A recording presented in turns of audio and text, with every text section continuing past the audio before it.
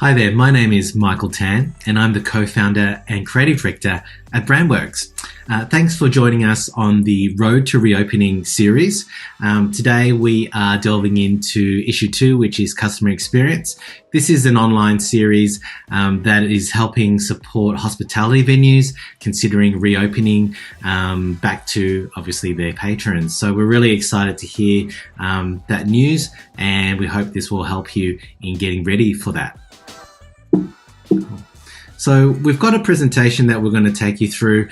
This will be available for download.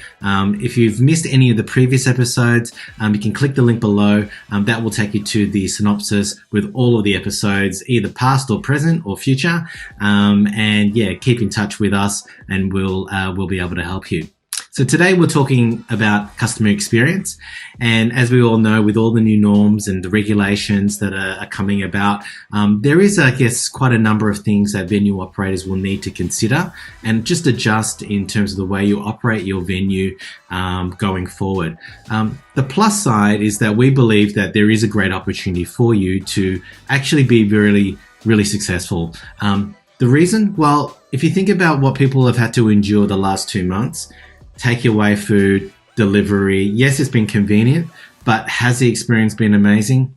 Probably not. I can't imagine those dishes that you're serving out in your venue previously and being put into plastic boxes, piled up in paper bags, and then being delivered, 20, 30 minutes later, is ultimately going to taste amazing and be an amazing experience. So that is something that I think you've got really up your sleeve, and that it's going to be something that I think from an experience point of view, we can really use and pivot and make an amazing experience of while you're in venue. And that's what we're here to do and help you with today. We all know that when you come out to eat, we want to socialize, we want to connect with each other, but it's, I guess, another form of escapism, just like you go to the movies, or go away, for the day. So, let's take those ideas and let's take that thought of what's driving people to come out, and use it to our best ability. Great. So we'll think about that in terms of how do we redefine the experience at your venue and take you through some of those points. So a checklist of what things we'll consider and talk about today is we'll talk about the touch points, thinking about comfort levels, how do we make people not so awkward when they come into your venue and have to do some of that safety stuff prior to, sitting down enjoying your food. Let's also talk about unique experiences. We know that the limitations in seating and the distances people have to take are going to be challenging, but I think with that, we can also create some really cool ways in which we can make those experiences memorable and fun. That's the most important thing.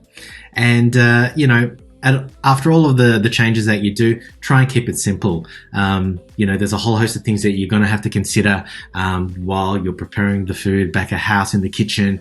So, you don't want to overdo yourself and overwhelm your team. So being able to keep it simple is probably the best approach to go forward with. Cool. So the first thing, I guess, is thinking about the value. So when you're thinking about your offer, what is that value going to be and how we're going to exceed and above and beyond that for your patrons? Convenience is a big thing. When you go to a venue, my pet hate is trying to navigate your way through an endless menu.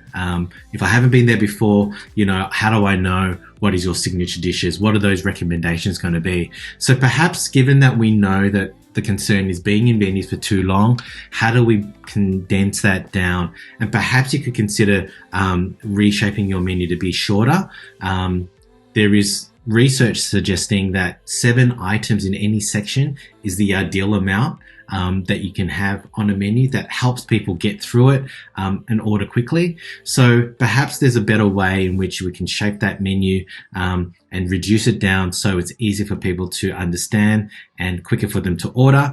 And perhaps, with drinks, as opposed to ordering a bottle, it could be by the glass, but reducing those selections down rather than being inundated with a 20-page drinks menu. So there's the sort of things that I think will help create that value. Convenience is certainly one, and usability as well. So before we can exceed expectations, we need to understand what those expectations are. So if you're wanting to come out for perhaps 2 months to eat at a restaurant, that's firstly going to be really exciting because you get to go out in a group now, and you get to connect with your friends that you haven't seen before in quite some time. So, there's an opportunity, and we've seen examples here and overseas of creating private dining experiences, but for everybody in the venue. And this was probably a good example to take off. This one is currently in Toronto, where they created these cones or domes, and it's basically a new form of private dining, and themed as well. So, it is really memorable. And I guess that's the kind of experience, that we want to exceed above and beyond. Now, I know depending on your venue, you may not be able to do something like this, but even so, there could be some unique ways and really fun ways we can section off different areas in your seating area that can create a bit more of an exclusive dining experience. And you could even go as far as theming it in different sections that is still on brand, but still really fun. So every time you come back, you get a different experience. But this one's in Toronto. It's been super successful, and I believe they've been selling pre-sale tickets, and it's been completely sold out. So this is just an idea, but I think, look at your space, look at the venue, and think about how you can create a private dining experience in your own venue.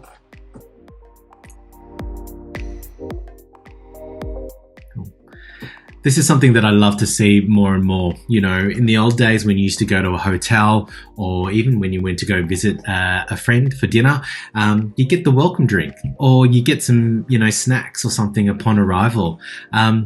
Why not bring that back into your venue where people can feel comfortable and not so awkward with something that they can drink or chew on, and, be mindful that, it is as daunting it is for you to adjust to the new changes for them also to come in. So just a short way or simple way to do that. And, maybe the way in which you offer the food, there is a bit more of a theatrical element to the dish, whether it's, theming it, smoking it, flaming it, the list goes on. These techniques were done, back in, probably my parents' or grandparents' generation, the flambe or the smoking at the table. Perhaps consider those things just to create an experience that is really different from what they've been eating at home for the last couple of months. Great. And the third one, amping up the ambience. So at BrandWorks, we follow our philosophy or design process called the 5 senses. Brand is really important, but we believe brand is not just one-dimensional. It comes in 5 dimensions: what you see, what you taste, what you hear, what you smell, and what you feel. So those 5 senses are layered, if you like, and when you come into your venue, that's no different. And being able to think about those 5 senses and that journey for that customer is super important. So just to take you through that, the taste, see, smell, hear, and touch. So the tasting, we talked a little bit about, what is that taste experience going to be? Maybe it's the welcome drink or the little lolly or the snack before you have your meal, or it could be the after meal, the after dinner meal, or the take home. That's something they could take away with them to remember that experience with you. The seeing, I think most venues will be able to sort of come up with something really interesting or creative. I think that's a lot of fun. People love to see something done in front of them. So, use those ideas or those examples that you can tailor to your menu to make that more enduring experience. The smell, well, there's a whole range of ways in which you can do that. With cocktails, there's heaps of ways. It's really fun, whether it's smoking or revealing. They're all just things that, I guess, help this idea of what we call entertainment. If you're not sure, if you're looking for ideas, hop onto Instagram or on YouTube, or dare I say TikTok, the next platform that's gaining a lot of traction. There's lots of ideas there that people are just doing for fun, and you can bring into your own dining experience. Music, I think, is also really important. It's something that's just super easy to execute on, but sometimes it gets forgotten. I know that, being able to have a playlist ready on the go is quite hard, but, there's Crowd DJ, there's Spotify. You could program different playlists through the day, and, staff can just have them ready to go. So it's actually really quite easy to implement. You don't need all those CDs sitting behind the back of the point of sale and your hi-fi. Just go grab one of those wireless speakers or Sonos or whatever you can find, and hook it up to your Spotify account, and you can play that, have that being played appropriately in your venue. Cool. And the touch, well, I mean, that really depends on your venue, but you can make little simple things like, having a throw over if you're sitting outside, or something really soft and fluffy on your existing seating, just to create something new that feels different but is still easy to do in that venue.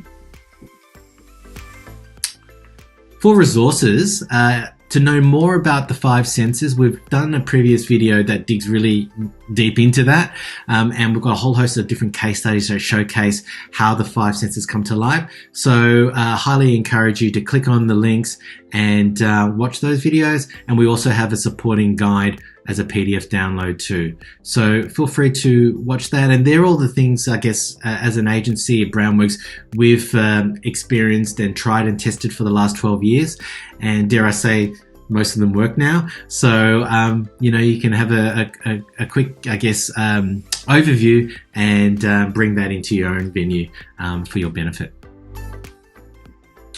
Cool. We've also put together some Spotify playlists too that work in our office, but we think could possibly work in yours at your venue. So feel free to find that. You can click the links to take you through to there. But if you're familiar with Spotify, if you search on the playlist, there's a whole host of other ones too. So if you're not sure what music could be appropriate, feel free to use Spotify or any of those web-based music platforms.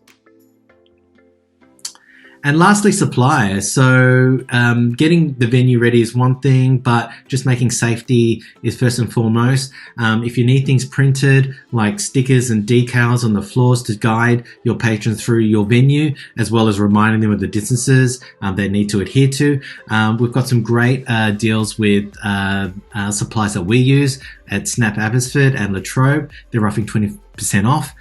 Just mention BrandWorks' Roadmap to Reopening series, and they'll more than happily give you that discount.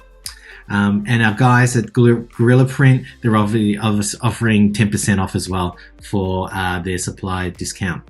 So that sums up the customer journey. Watch those videos that we've also got in our resources. That will take you through more into creating the experience based on the 5 senses. But we hope that has helped you get ready for reopening. So keep in touch, and we'll speak to you soon. Bye, guys.